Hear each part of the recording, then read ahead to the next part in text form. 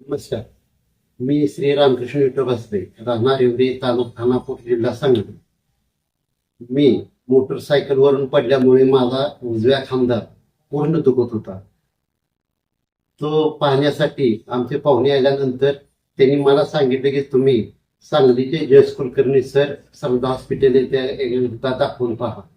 मी येथे दाखवायला नंतर सरांनी माझा हात पूर्ण असा समोर करून पाहिला किंवा त्यांच्या पद्धतीने हात पाहिला, परंतु माझा काय हात काही काम देत नव्हता.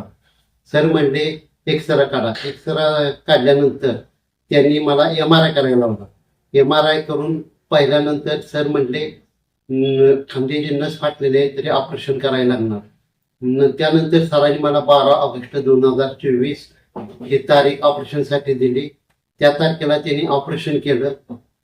ऑपरेशन केल्यानंतर मला ऍडमिट करून 4 दिवसासाठी ऍडमिट झालो. ऍडमिट केल्यानंतर हॉस्पिटलमध्ये सर्व स्वच्छता चांगली आहे, तसेच सर्व कर्मचारी चांगल्या पद्धतीने पेशंटला सेवा देतात.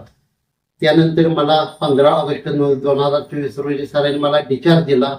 डिस्चार्ज दिल्यानंतर सरांनी 1 महिन्यानंतर दाखवायला सांगितल्यानंतर माझे ते हाताचे प्लास्टर काढले. प्लास्टर काढल्यानंतर श्रद्धा फिजिओथेरपीमध्ये त्यांनी मला 10 दिवसासाठी व्यायाम करण्यासाठी सांगितले.